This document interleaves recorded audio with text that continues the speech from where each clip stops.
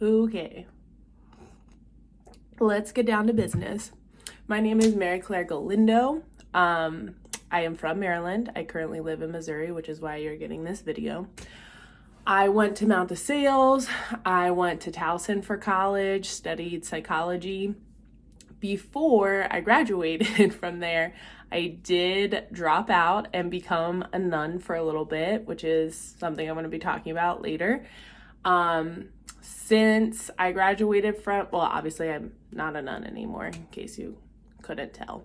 So left the convent, went back to school, then did a little bit of a service year in Oregon working with a Latino parish as a youth minister, then went back and taught psychology at Mount DeSales, then moved to Indiana, became a social worker. First, I worked with adults with mental illness, and then I worked with kiddos who were struggling with mental illness and poverty, and then moved to Missouri, where I have been working with kiddos with autism since I've been up here, and I also do some life coaching.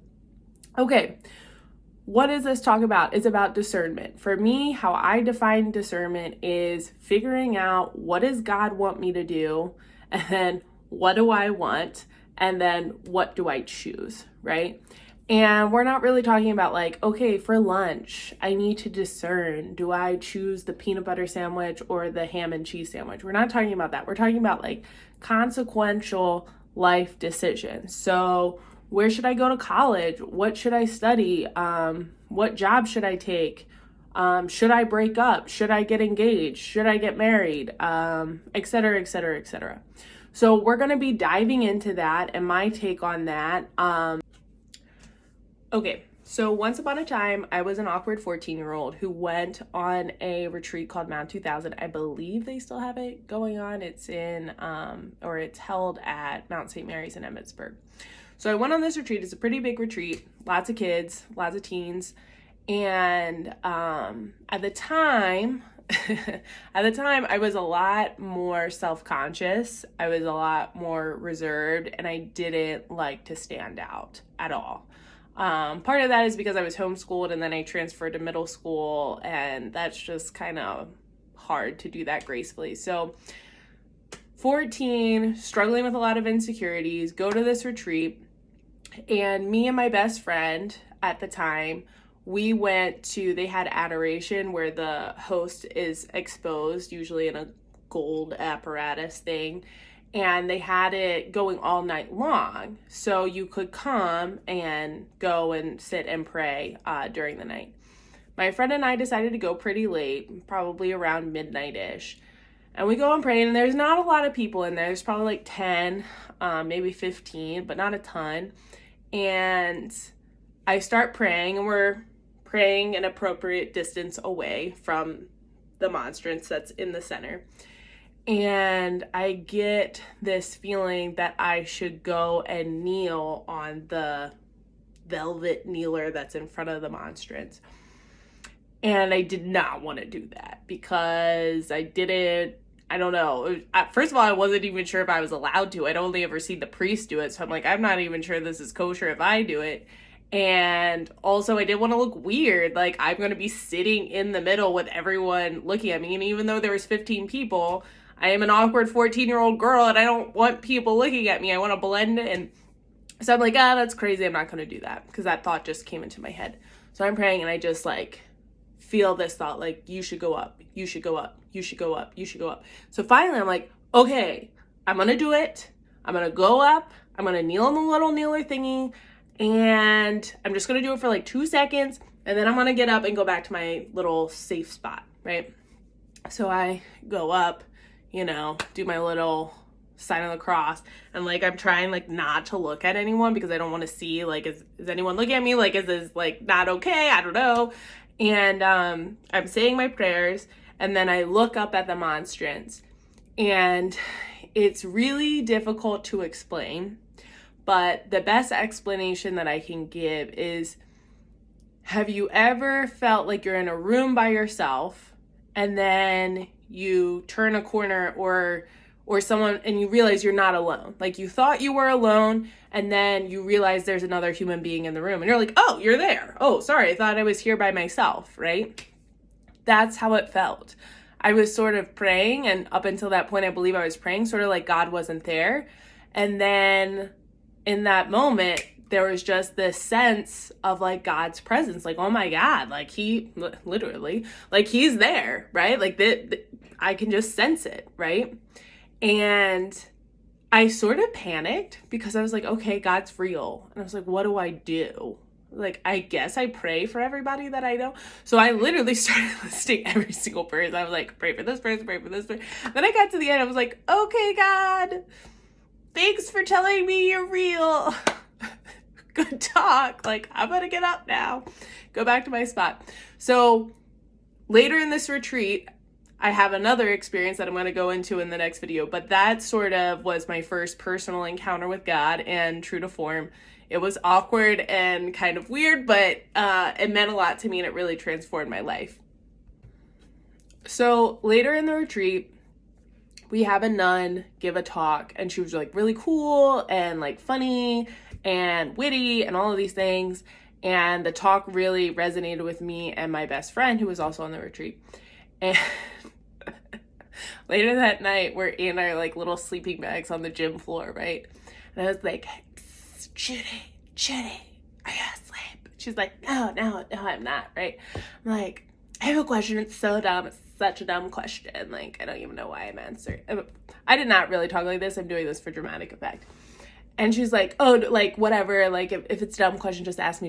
And I was like, do you see me becoming a nun or getting married? And she was like, oh, definitely getting married. Like, I was like, I know, it's so dumb. Like, why did I even ask that question? It's so stupid. Like, I'm definitely going to get married. And I was like, how about you? And she's like, oh, definitely getting married. And I was like, yeah, like, we're going to get married and like live next door to each other and have a swimming pool that goes across both of our yards so our kids can play in it, blah, blah, blah, blah, blah, blah. So we have that conversation, and then this happens. We get to the end of the retreat, and like everyone's on a Jesus high, like, woo, Jesus. Like, they had really good music and the talks were really great, all this stuff. So we get to the end, and I will never forget, I believe his name was Father Brent, and he was from Georgia, and he had a strong Southern accent, and he was, I believe he was like the president of the seminary at the time, but he was like an important priest. And he gets up to the microphone, and we're all like, it's at the closing mass, we're all feeling great. And he says, you know, I hope you guys have had a great retreat, blah, blah, blah, blah, blah. And then he says, now, I want you to take a second and close your eyes and just let the Lord speak to your heart. Now, I grew up in a very strict Catholic home, and we said our Hail Marys and our Fathers. We did not do any like freestyling prayer. So I was like, I don't know if this is like super Catholic, but a Catholic priest is telling me to do it, so I guess I'm gonna trust this. So I closed my eyes, and I don't know if you guys have ever like looked at a bright light, and then when you close your eyes, you still see the light, like the impression of the light, right? But like, it's kind of like those bright colors. And when I closed my eyes, I saw YES exclamation point. And I go, I knew this whole like close your eyes and like letting Jesus talk to you thing was stupid. Like, yes to what? Like, I didn't even ask a question. This is stupid. So I see yes. And then the next thing out of the guy's mouth, he's like, I want you to keep your eyes closed. But in that moment, if the Lord was calling you to consider a vocation to the priesthood or a vocation to religious life, keep your eyes closed, but I want you to raise your hand. And I'm like, oh snap, that's what that yes was for. And I'm like, but my best friend is sitting like shoulder to shoulder, right? And I don't feel her arm move, right? And at the time, my best friend's opinion meant everything to me, right? More than anybody else, right? And she doesn't raise her hand. So I'm like, but I know that Jesus told me yes. Like, what are the chances I see YES? It's never happened before. And then the priest asks this question, like, so I raised my hand, but I raised it like in the most non-committed way that I could do it. When we still have our eyes closed, right? And then he goes, thank you for taking that act of courage. Now, I'm going to ask you to take one more step of courage, and I want you to stand up. And I'm like, oh, like raising my hand when our eyes are all closed is one thing. Standing up in front of all of these different people that I don't know. And my mom was a chaperone. And I don't know why, but like, I felt like, talking to your mom about sex is awkward, but then like talking to your mom about becoming a nun is somehow more awkward. Like I felt like in my scale of awkwardness, that's even worse. I was like, I don't want my mom to talk to me about this. This is so awkward. But I stand up. And I look over, me and my best friend is standing up, and we're both like, you stand up. And she's like, I was like, I didn't feel your arm go up. And she's like, I didn't feel your arm go up. So what had happened is like, we were sitting next to each other and we had raised our outside arms. So we were both having this identity crisis and like worrying what the other person, and then we were both standing up. Fun fact, she is still a nun. She's making her final vows this summer. So yes, she also has a great story, but I want to move on. Fast forward, I'm a freshman in college, and we go on another retreat that's called Seek. It's a focus retreat, and it was in Florida, which is a very nice location. And I went, and my vocation, like, should I get married? Should I become a nun? Should I get married? Should I become a nun? I was really wrestling with that during this retreat, and I was really hoping that Jesus would give me an answer on this retreat, that he would like appear out of the clouds and be like, Mary Claire, this is what you should do. That did not happen. So I come home, and at the time I had a spiritual director, a really great guy, who was a priest, and I'm telling him about the retreat, and he was like, well, like, did you pray about your vocation? I was like, yeah, I prayed about my vocation. I was like asking Jesus and being like, should I do this? Should I do that? I don't know. And he said, well, Mary Claire, it doesn't sound like you spent a lot of time in silence. And it felt like he was throwing some shade, okay? And nothing motivates me quite as much as shade. So I was like, I'm going to show him, like, I'm going to go to adoration and pray for, hours until I figure this out. So I do. I go to adoration, and I think I stayed there for 2 hours straight.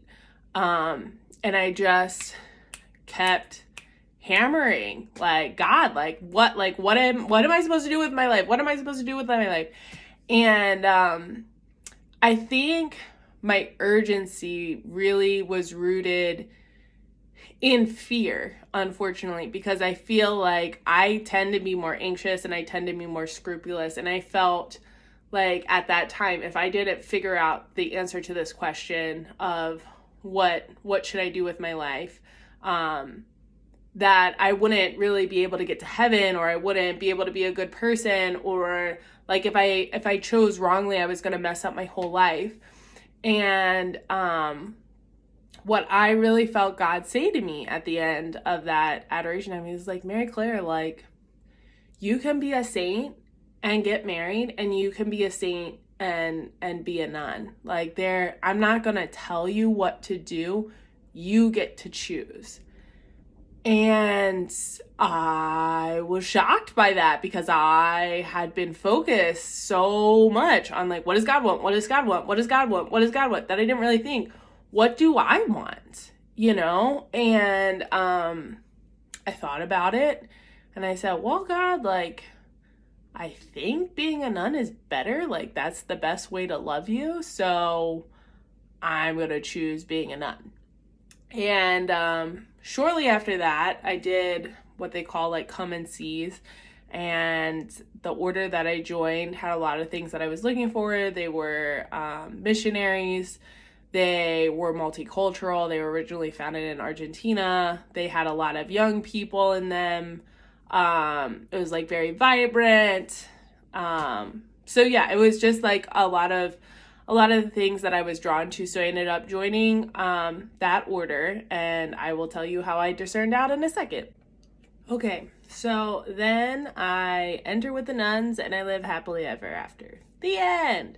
Okay, that's how a lot of vocation stories go. That's not how mine went. So something that I hope you guys have been talking about or have at least heard is the idea of like, okay, when I get into a romantic relationship, I want my romantic relationship to be emotionally healthy, and this is what abusive behaviors look like, blah, blah, blah, blah, blah. I felt like as a teenager, I had talked with my peers and had heard about what makes a good romantic relationship, but I didn't really know how to look for a healthy order of nuns. Because it's just kind of an unusual life path. So I didn't really know the questions to ask. I was 20 years old at the time, 19 when I entered.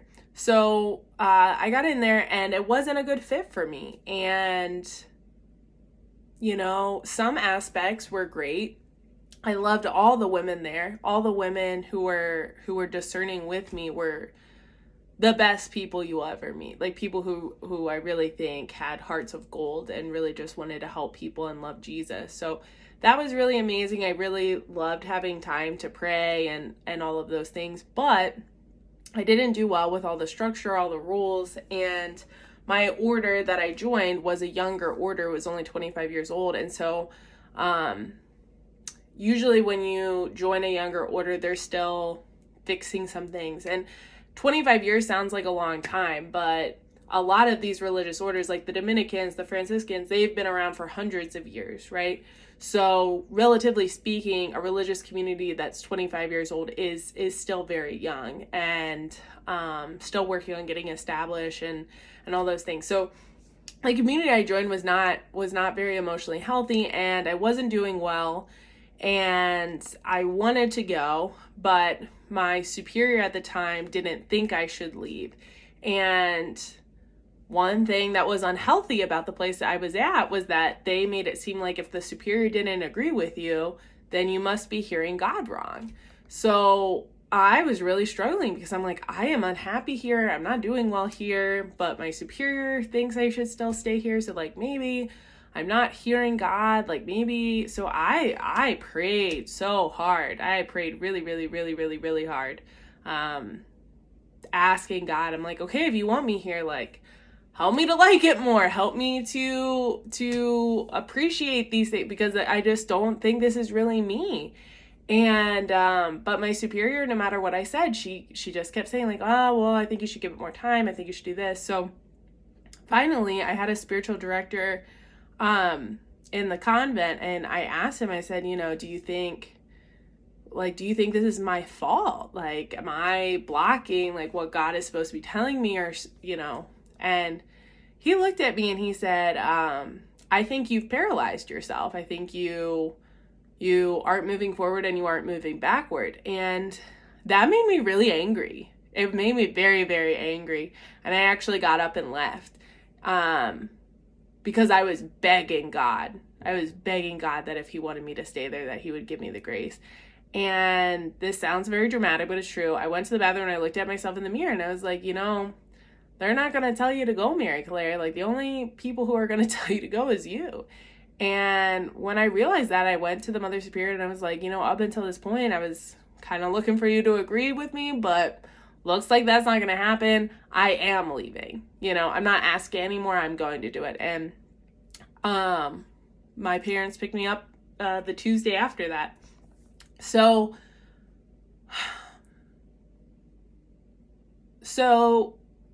what does that experience mean? What did I take away from it?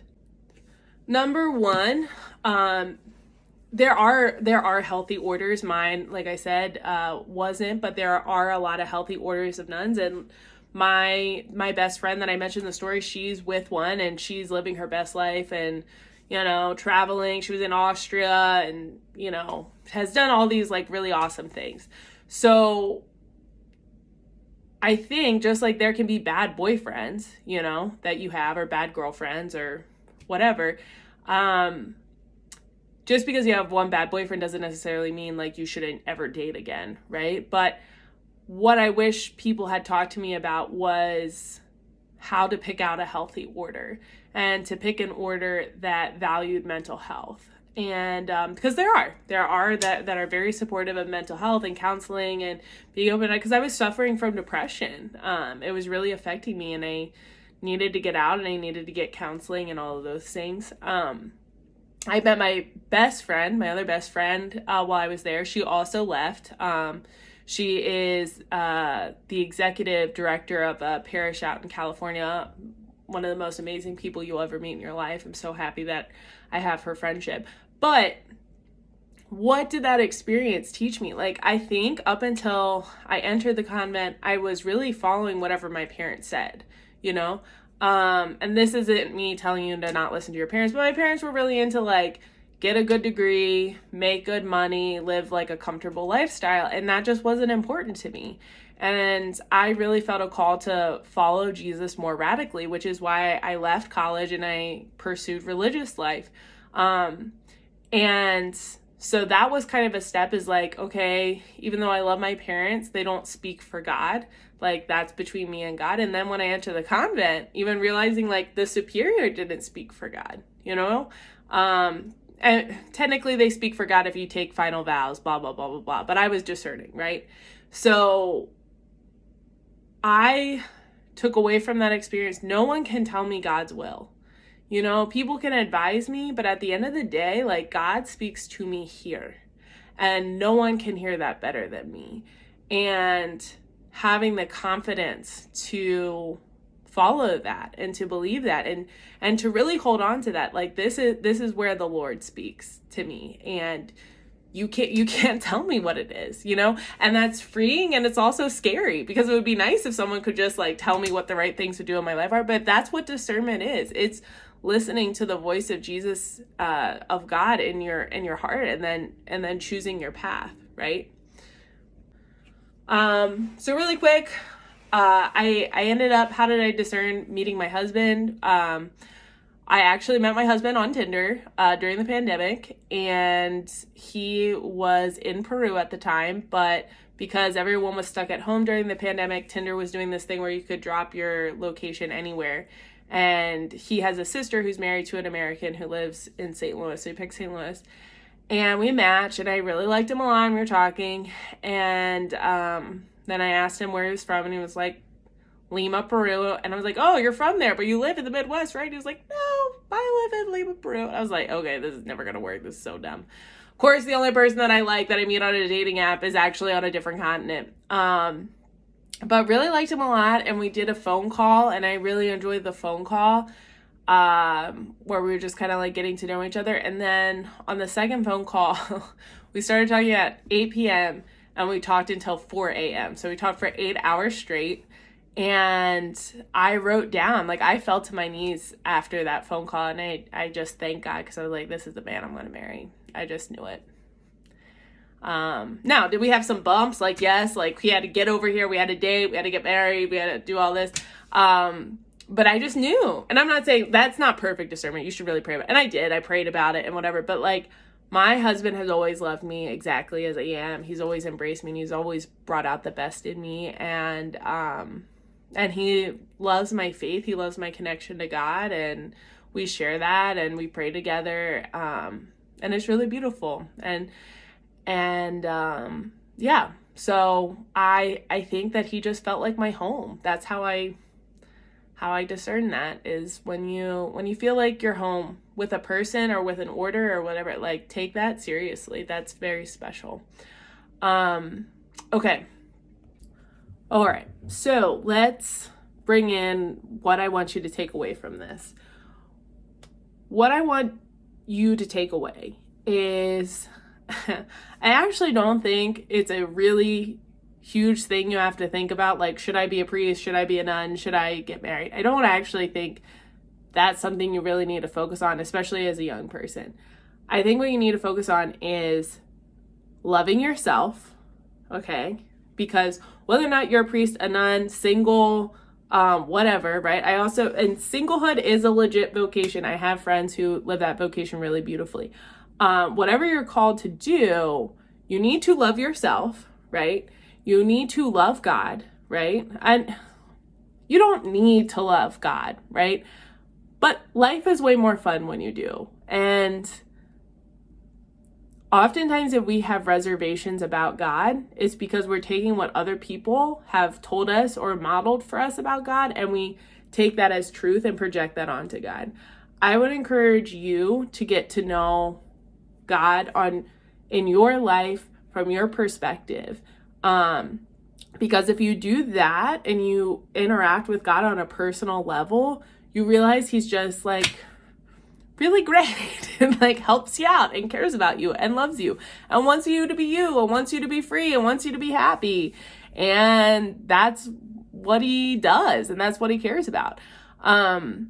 So love yourself, love God, and work on your mental health, because wherever you are, your mental health is so important. So, and mental health is hard if you're a teen at this age. The pandemic was hard, and then you have social media, and you're just constantly being told you need to be something that you're not, so work on identifying what you need to work on as far as mental health, like your coping strategies, or how you view yourself. Like, do you view yourself in a loving way? Do you know who you are yet? That's the other thing, is like finding out who you are leads you where you need to go. What do you believe in? What do you care about? Like, what do you want to do? Like, it's so exciting. You have no directions that come with you when you're born. You get to figure it out, and you're each just like this amazing person with unique interests and likes, and there's so much you can do, and I believe it was Saint Irenaeus who said, the glory of God is man fully alive. Like, become fully alive, become fully you. And I truly believe that if you do that, you love yourself, you love God, and you take care of your mental health, wherever you land, you're going to flower and you're going to blossom and you're going to love it. And it's going to be great. It does. Believe me, it's really great.